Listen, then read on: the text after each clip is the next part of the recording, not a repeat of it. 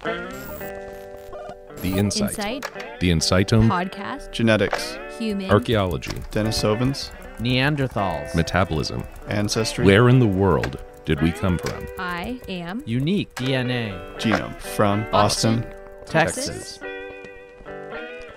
This week, Chris Stringer and the Human Revolution. Okay, I'm Spencer Wells, founder and CEO of Insightome. And I am Razib Khan, the Director of Scientific Content at Insightome. And this week we have a very special guest. Chris Stringer. Chris, welcome to The Insight. Well, great to be with you. Can you do a bit of an introduction of yourself, your official title and affiliation and all of that?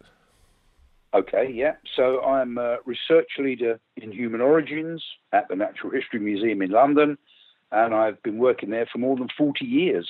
So I began with studying the relationship of modern humans and Neanderthals back in 1970 for my PhD, and I've stayed in this area ever since, and of course expanded to take in many aspects of human evolution. Yeah, and listen, when I say that you are truly one of the greats in the study of human evolution, I really mean that. I mean, our listeners may know you perhaps from some of your popular books, like The Lone Survivors and Homo Britannicus, African Exodus, written with Robin McKee, one of my favorite science journalists, UK journalist. I love that book too. And, you know, I, of course, as somebody kind of in the field, so to speak, was hugely influenced by one of your more technical books, that you edited with Paul Mellars, The Human Revolution, Behavioral and Biological Perspectives on the Origins of Modern Humans, which to me back in the 90s was kind of this amazing insight into kind of the counterpart to what we were trying to do in Luca's lab with genetic data. You know, you were talking about the paleoanthropology and so on. Can you give us a little bit of background on that volume in particular, just for me personally, if for no one else? Okay, yes. So that volume came out of a conference that we held in Cambridge in 1987. And this was obviously, that was a really critical year in many ways because, of course, we saw the publication of the so-called mitochondrial Eve paper by Can, Stoking and Wilson in Nature. We also saw coming through a redating of the Kafse fossils in Israel, which certainly, for many of us look like modern humans. The expectation is that they were younger than Neanderthals in the region. The guess would have been maybe 45,000 years old. Yet the dating came through from luminescence that those were actually twice as old. They were, we would now say probably over 100,000 years old. So this meant they actually were older than many Neanderthal fossils were thought to be in the Middle East. So this kind of turned the evolutionary sequence on its head. So 1987 was a really critical year, and our conference was called to try and bring together the archaeologists, the fossil workers, and to be, the beginning of some of the genetic data. So we had at the conference we had Mark Stoking presenting that mitochondrial data.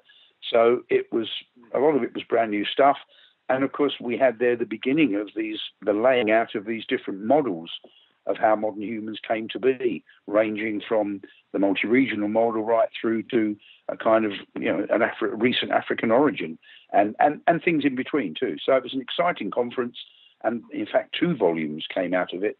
The red volume, which is the one you're probably thinking of, and then there was also a blue volume, which concentrated more on the archaeology.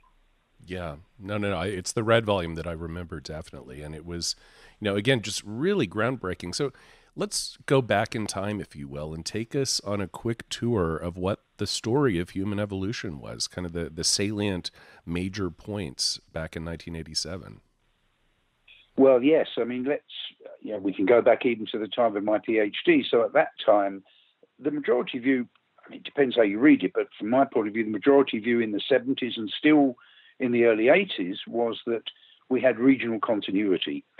So we had an evolution to Homo sapiens in different parts of the world, and the populations there, each evolved through to the modern people in the same region today. So Chris, if we had a complete... How far back are you talking about this continuity? Like Homo erectus? I mean, I don't... Right. Yep.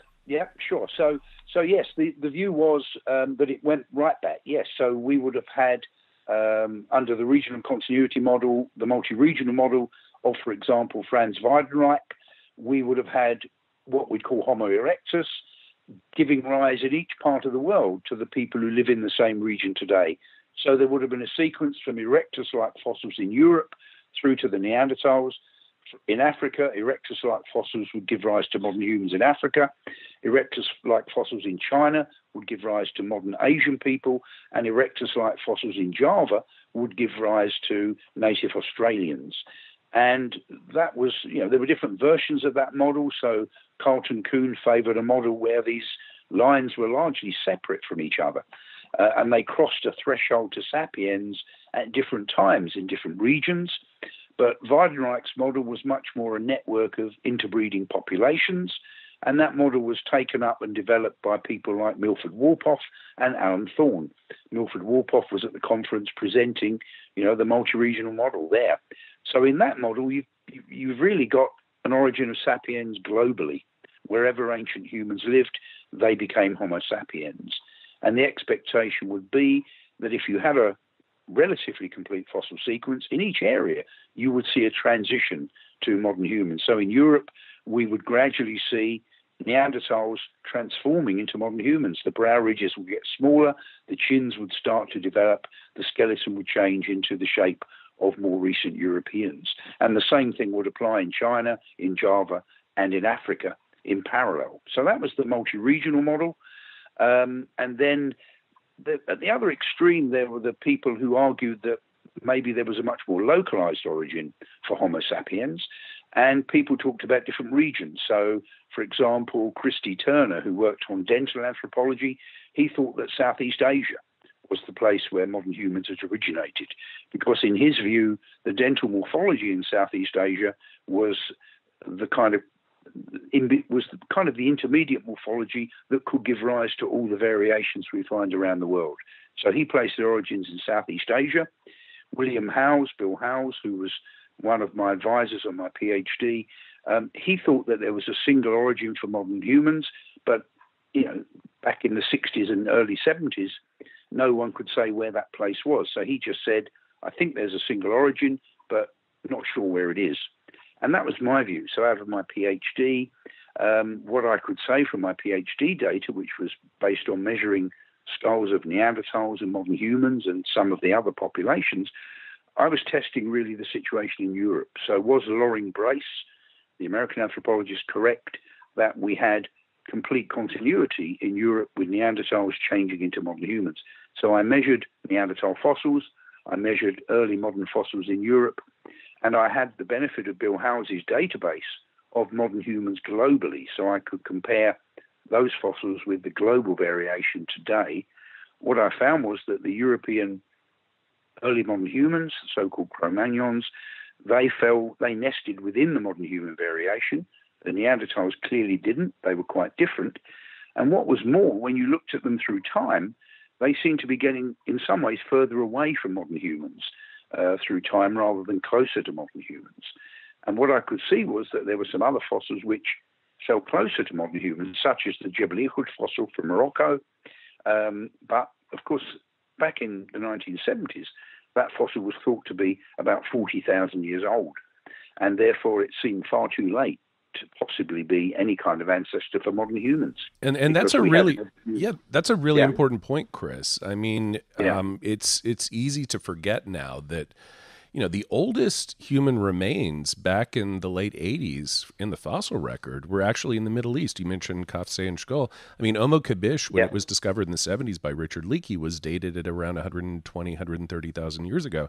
And so it was very equivocal where the earliest members of our own species were found. And in fact, it seemed more likely that it would be in the Middle East or perhaps Asia. So it's easy to forget that these days. Well, that's right. Many people didn't accept the dating of Homo Kibish. And of course, it was based on some uranium series dates on shells and some really guesses from the stratigraphy that it could be 100,000 years old, but it wasn't well-founded, that dating, although it was with Middle Stone Age tools, but of course even they, in some places, were dated very young. So some people, frankly, didn't believe the Omo-Kibbish dating. There was also early modern material from Border Cave. Many people disputed the dating of that material. Mm-hmm. And over in the Far East, there were radiocarbon dates suggesting that in Borneo, in the Naya caves, we had a modern human fossil that could be 40,000 years old. So if you had a modern human fossil at 40,000 over in Borneo, and then you had, the Skull and Kafse people in Israel at maybe 40 or 45,000, it was very difficult to decide whether there was indeed a single place of origin. My data on my PhD seemed to say it didn't happen in Europe. The Neanderthals in Europe were very poor ancestors for the modern humans that came after them. At that time, I hadn't looked at the data in Western Asia, but when I came to look at it in more detail and got access to the new Kafse material in the late 70s, that too seemed not to resemble the Neanderthals in the region. Then, of course, the dating came through in 87 and 88 that the Skull and Kafse people were actually older than the Neanderthals. So there was no way they could have evolved from the late Neanderthals in that region either. So we started to narrow it down. Could it have been the Far East? Could it have been Africa? And then, of course, the African material started to be dated more soundly, and it became clear, at least to me, that the oldest modern human fossils were indeed in Africa, consistent with an African origin for our species. What year did you arrive at the likelihood of African origin? Because I believe you had that hypothesis or that assumption before the Mitochondrial Eve paper came out, correct? Yeah, that's right. I mean, I'd arrived probably by around 1984. At the time there was a meeting called Ancestors in New York, which was the material was published from that in 85. I wrote a chapter in a book edited by Smith and Spencer on the origin of anatomically modern humans, quite a famous book. That book, I had a chapter in there with Jean-Jacques Kublan and Bernard van der Mesch, where we looked at Europe and argued whether modern humans had evolved, in Europe. Milford and Alan Thorne and colleagues had a paper which looked at the evidence in Asia, and they obviously presented a multi-regional perspective for that. But we argued in Europe it was very unlikely that there was a sequence to modern humans. At the end of that chapter, we started to say where it was, and we said it's probably Africa. But of course, it was a probable because we agreed that the evidence in the Far East was still, rather poor. And so, we argued for Africa. I argued in my ancestors chapter that it was probably Africa. I gave a paper at a conference in Oxford in 1984 where I laid out a much clearer recent African origin model. Unfortunately, that paper took another 5 years to get published, to my annoyance. So it really was 86 when I presented it much more strongly at a meeting that Eric Trinkhaus organised in Santa Fe. That again got published, I think, 3 years later. And then, of course, there was the Cambridge meeting, which is where this all started to come together. And then in 88, Peter Andrews and I published our paper in Science, which is coming up to the 30th anniversary of the publication of that paper in Science, on morphological and genetic data on the origin of Homo sapiens. And that paper was the first one that brought that together and argued that indeed the evidence was building up very strongly for a recent African origin. Okay. So one thing that I would like to say is that 5-year delay, that really is another argument for preprints. So thank God we have the Internet and bioarchive. It was a different world. Days. Yeah, because 5 years in 5 years in human evolutionary genomics is a lifetime now, right? So we're definitely in a punctuated stage of rapid evolution. We certainly are. But other question that a really quick question, Chris, like you've had a 40-year career. I first encountered you as I encountered Spencer. I'm the only person here that hasn't been on a PBS documentary, which is rather strange saying that. But I encountered you in the late 1980s. I think I saw you interviewed Nova on the Mitochondrial Eve episode, and I was a child back then. I think I'll just give away my age there. When you heard, how did you hear about the Mitochondrial Eve genetic results, and How did you feel Yeah. when you heard that or saw the paper? So the mitochondrial DNA work, I kind of knew it was going on, and a guy called Jeremy Cherfas, a British science writer, wrote a book. I think it was called The Monkey Puzzle. This was published Remember that?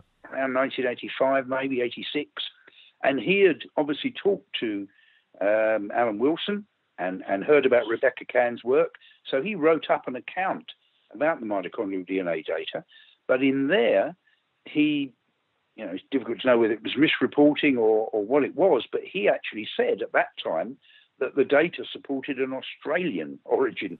I remember that. From the mitochondrial DNA. Yeah. So that was. So I saw that and read that. I thought, well, that's a bit of a shock. And so, I really wanted to see what the data would come out with. Then by 1986, through the grapevine, Peter Andrews, my colleague at the museum, was also in touch with people in the States. So he heard through the grapevine that the data that they'd corrected some discrepancies, and the Australian origin was definitely out of favour, and what it was showing very strongly was a recent African origin. So I knew that was coming through in 1986, and I was in touch by letter with Alan Wilson about it. And obviously at that time we were beginning to plan the 1987 conference, so I thought it would be great to have Alan Wilson there. In the end, he sent, Mark Stoneking went on his behalf. So I knew it was coming up, but of course I didn't know how strongly it would be presenting that model and how, in a sense, absolute it would be that it was an entirely recent African origin. What was the reaction? Sorry, Chris. Yeah. What was the reaction of the field overall to these upstarts? I mean, Alan Wilson was trained as a biochemist, and that's exactly right. Many people said, this cannot be right. These people are entering a field where they don't know the fossils. People said the only evidence of human evolution is the fossils, and of course people argued that the calibration must be wrong. So of course there were different elements to the story. They argued that the structure of the phylogenetic tree they constructed meant that it had to be an African ancestor for all modern human mitochondrial DNA. But also, of course, in there was the claim that you could calibrate the mutation rates based on, because Wilson had worked on many species, and he used the calibration rates to say that this female ancestor lived about 200,000 years ago. So a number of people were prepared to accept that the structure of the tree was correct, but that the calibration was out by a factor of 10, and what they had picked up was actually the erectus spread of humans in a multi-regional way, and that actually their calibration was out by a factor of 10. Of course, that proved to be wrong. Other people attacked the tree because, of course, the samples were mainly Americans, so actually they had African Americans in there in many cases, and not people who actually lived in Africa. So again, people questioned it, that it wasn't really Africans, and when they looked at Africans, they get different answers, and so on and so forth. So there were many people just refused to believe it. They said it's impossible. It cannot be true. Why? And why is it impossible?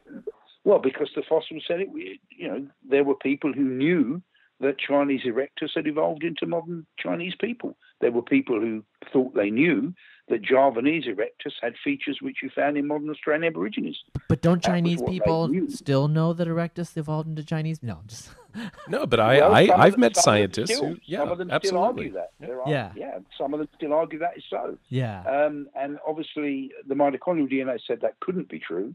That we had a recent African origin, and it was an absolute one. There was no sign of mixture. There were no lineages that didn't fit in that showed regional continuity. So for me, I was obviously thought this was fantastic. Here's another field that seems to completely demonstrate this, and in a way, it swept away the lingering doubts I had. So, of course, I was aware, as I've said, that the data we had from Asia and Australia was really rather poor.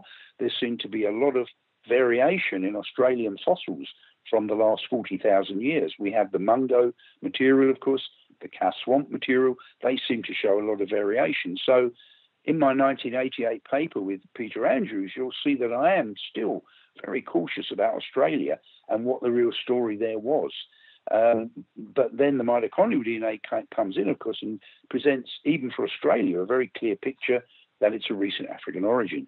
So obviously that strengthened my feelings and confidence, but within a short time, I became aware that, this was just one bit of DNA. It was mitochondrial DNA, and it gave a very clear picture.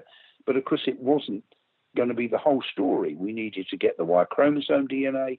We needed to look at nuclear DNA, and that would take, of course, a lot longer to build up a bigger picture. Yeah. But so fast forward. Yeah.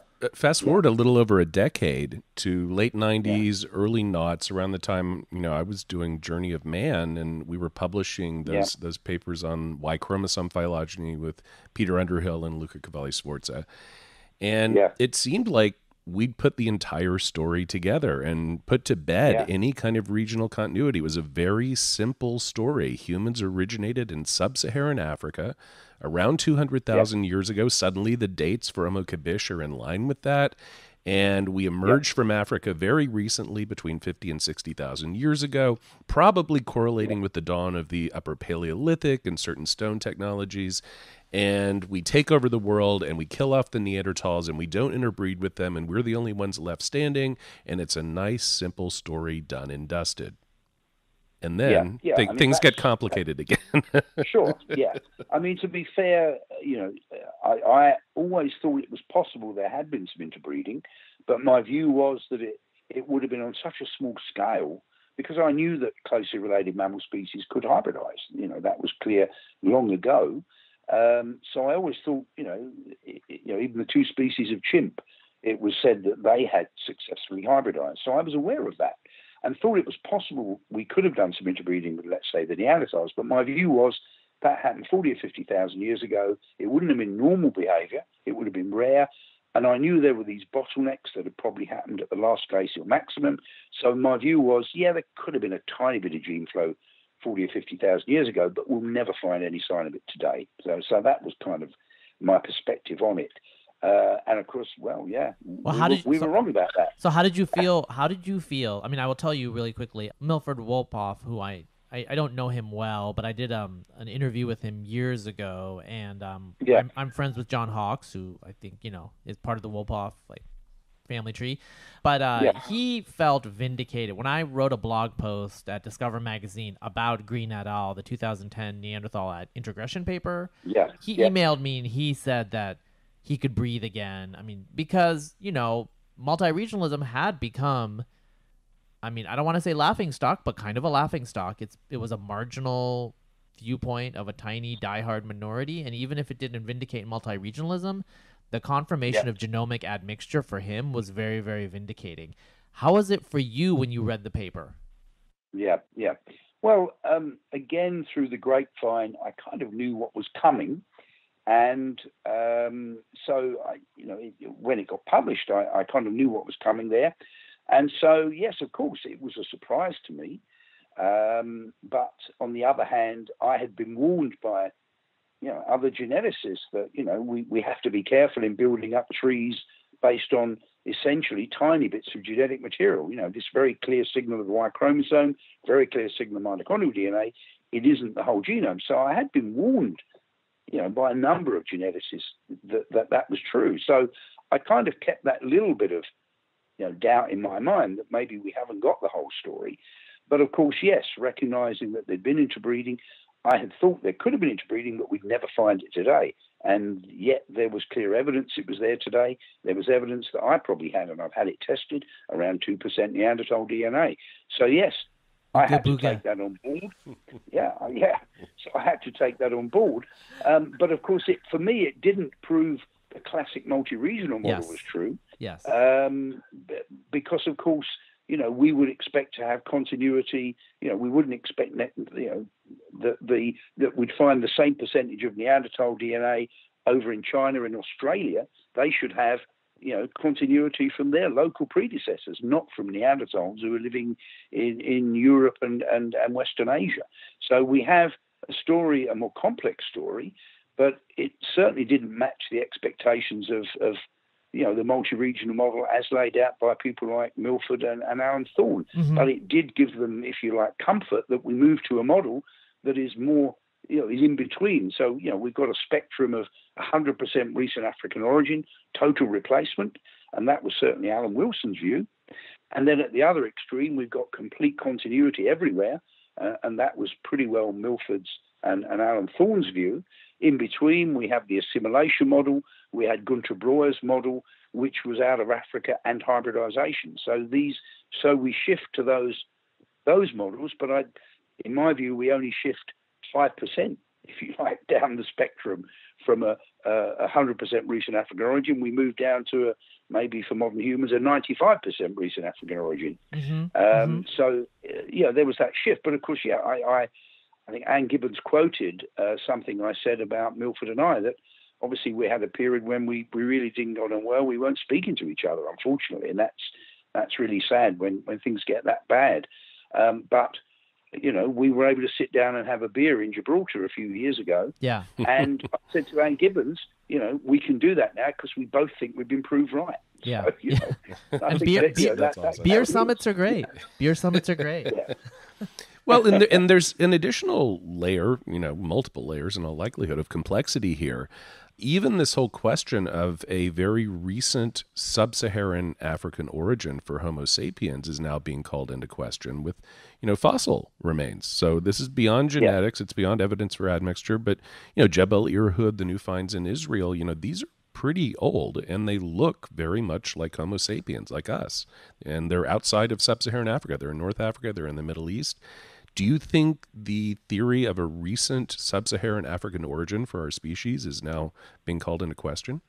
Well, yeah, I suppose I'd question the fact that it has to be a sub-Saharan African origin. That's where the origin is located based on the modern genetic patterns. But we've got to say, well, where were those genes 100,000 years ago? Yeah. They could have been all over Africa and not just in the sub-Saharan parts. Yep. So I would say the problem is when you use modern locations to place events that were 100,000 years ago. That's the problem. People move around, genes move around. Yeah, and certainly the climates of Africa have pushed populations around all the time. So from my point of view, yes, we move to a situation where, as Jean-Jacques Poubelin calls it, a pan-African model. We can talk about the whole of Africa as potentially being the region of origins, and indeed it could extend into Western Asia.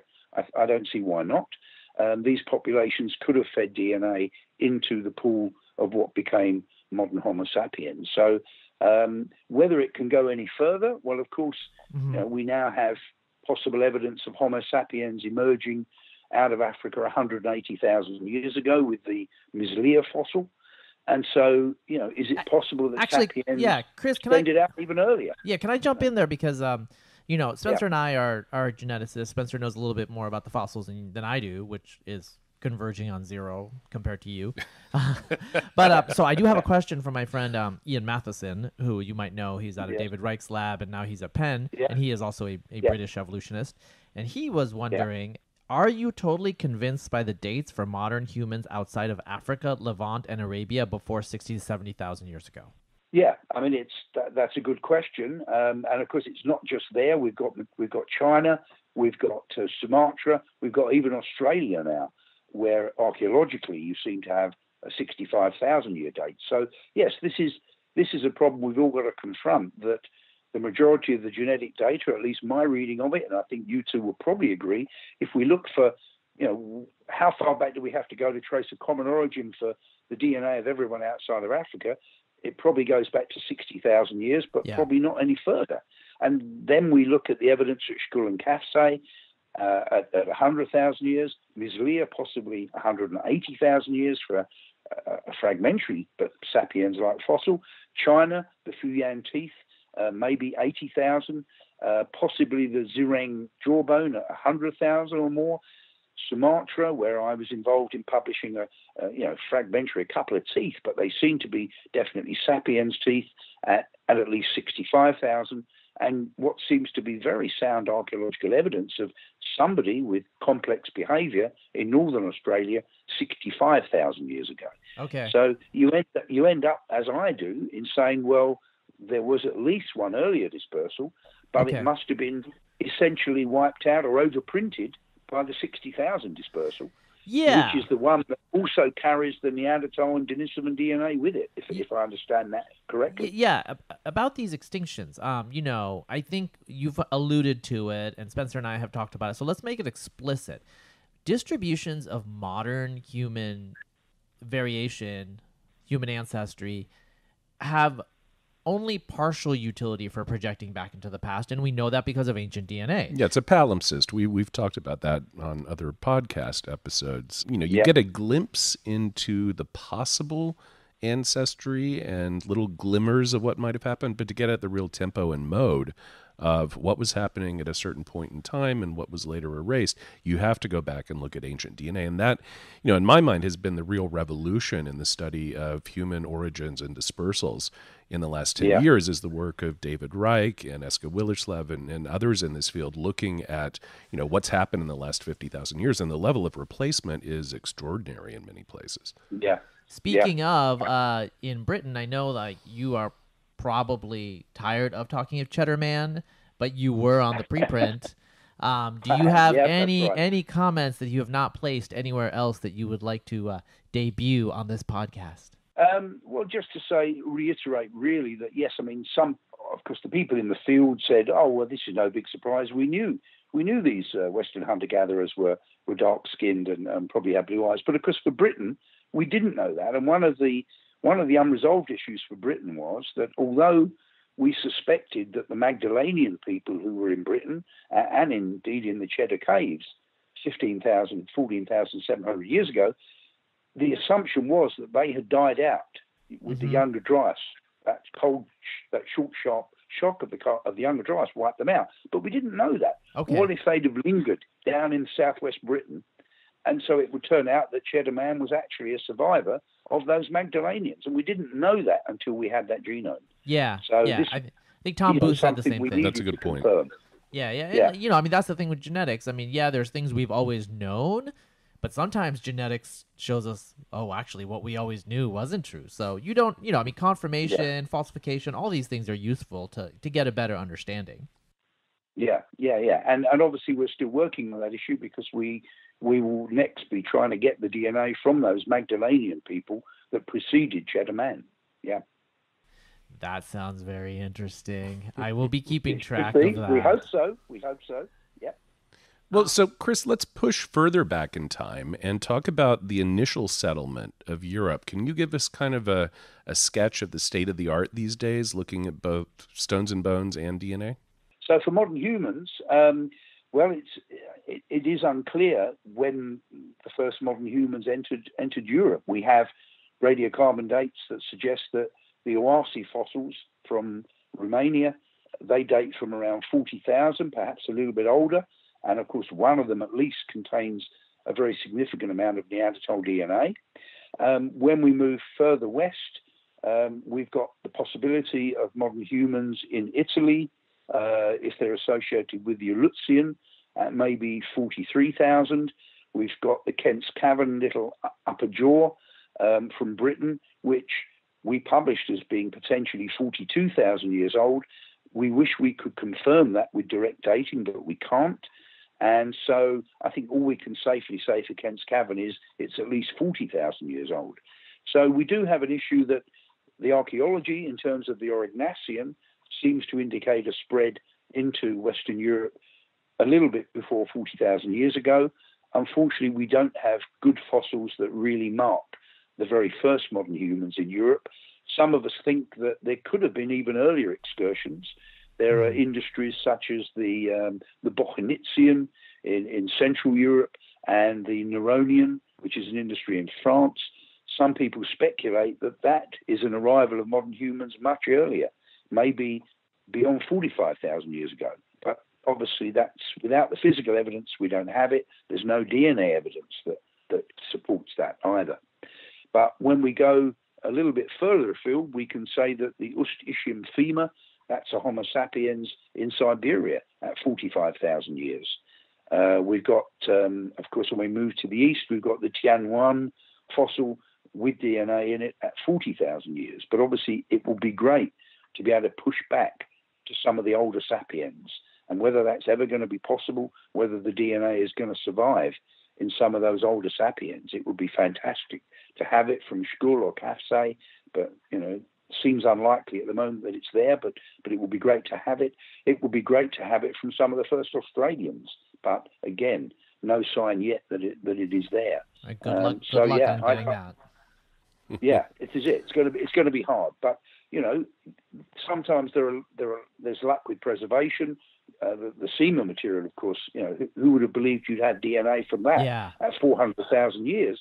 That was in a deep cave situation, which must have helped the preservation because it was kept cool.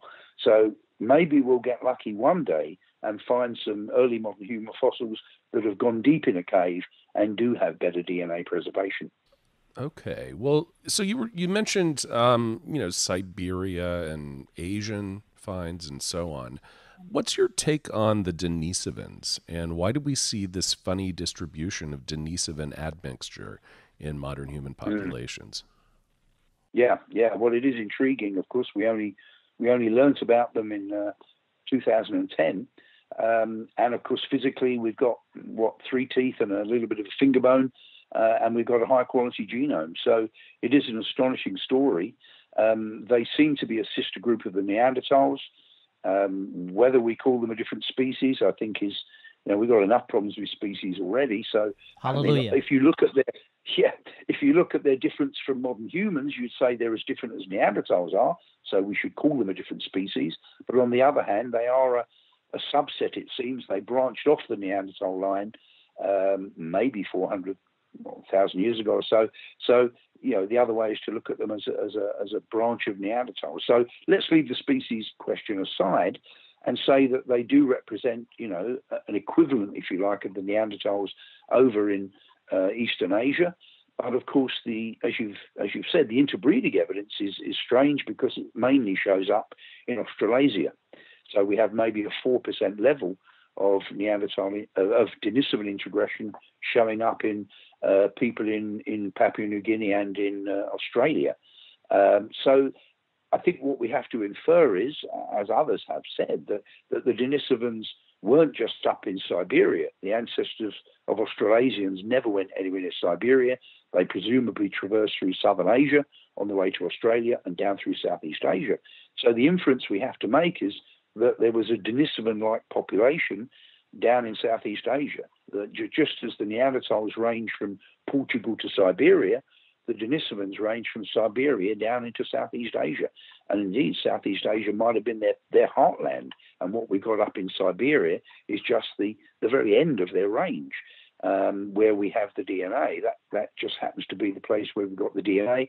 Their main heartland could have been down in Southeast Asia, and down there is where the integration happened, which was then carried into Australasia. And of course, there are little bits of Denisovan-like DNA picked up in high-altitude adaptation in Tibet, apparently in Inuit populations in the Northern Americas. They apparently also have some signs of little bits of Denisovan DNA, but the majority of it is showing up in Australasia. And of course, that's an intriguing addition to the story, that those populations have both the Neanderthal integration and, on top of that, apparently the Denisovan integration. Yeah, listening to you talk, and you've mentioned Southeast Asia and Australasia several times, and I know Spencer is very interested in that area of the world, especially Southeast Asia. I think that will be a future podcast topic, so everybody out there, just keep listening. We will be talking about that, I think. Chris, I do want to ask you, because I look at it from a genetics perspective, and I don't know if there's any answer that I can give on this, but we talk about modernity and modern humans and sapiens and behavioral and anatomical modernity. What do these things mean to you? Do you think they mean anything? And where is the state of the fossils and the paleoanthropological consensus on these topics right now? Yeah, well, I think in many cases we've lost the consensus, is the short answer.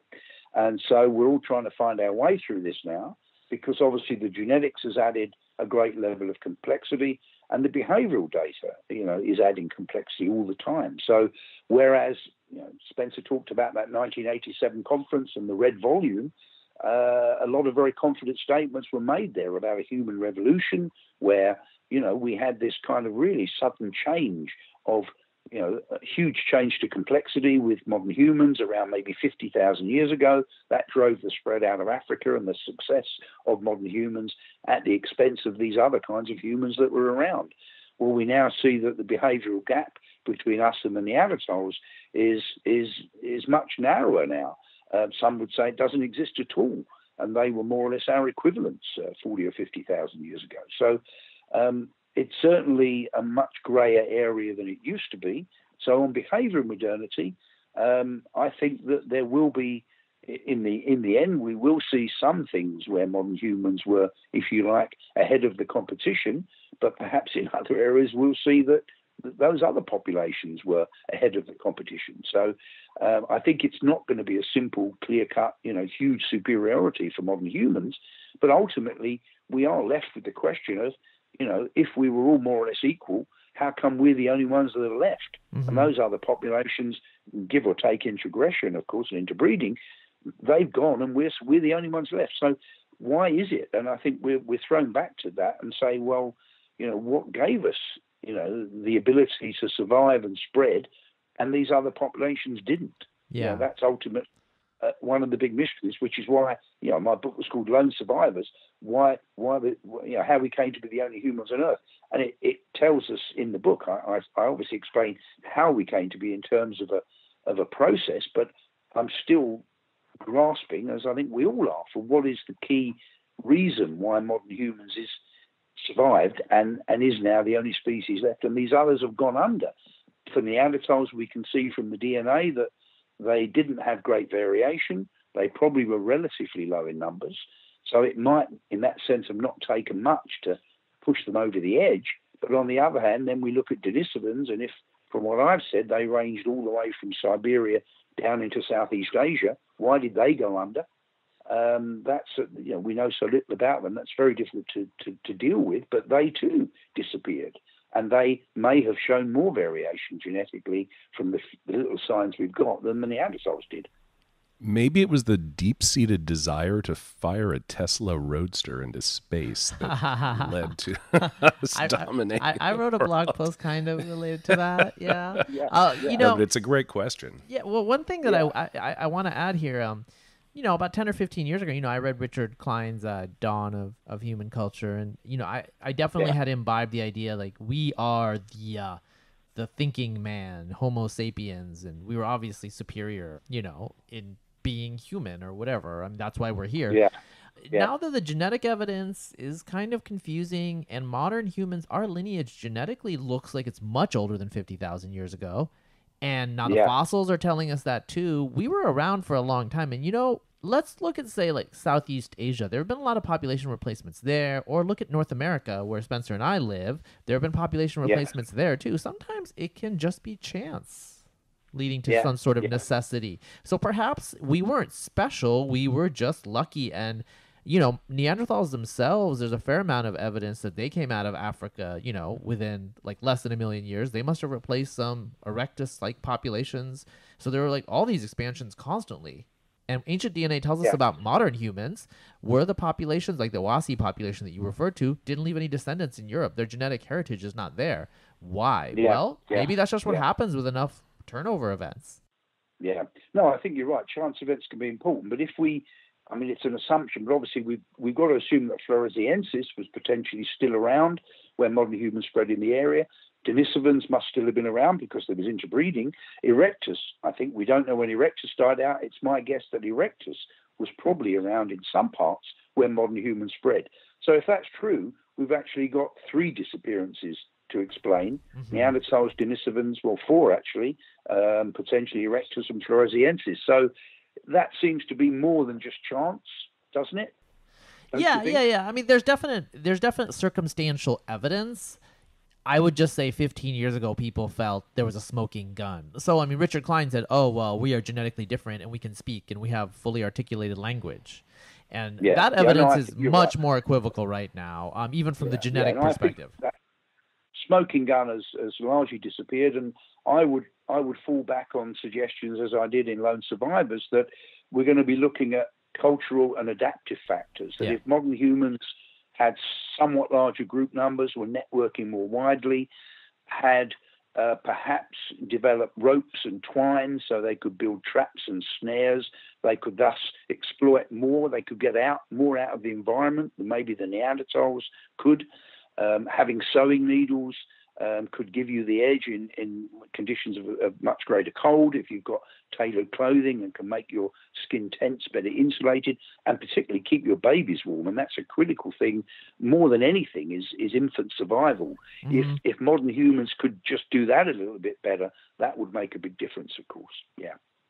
Yeah, don't you think that for a long time, and maybe since the inception of the study of human origins and paleoanthropology, the field has kind of labored under a misapprehension? I mean, I'm thinking about the famous March of Progress image where you go from monkey to, chimp-like creature to ape man to, Cro-Magnon and ultimately modern human. And we think of it in a linear process, and evolution is kind of leading us on a journey where we are the end point. And that's an easy way for people to explain it to non-specialists. But, as a result of explaining it in that way, I think a lot of people imagine that it really is that simple. And in fact, it's not.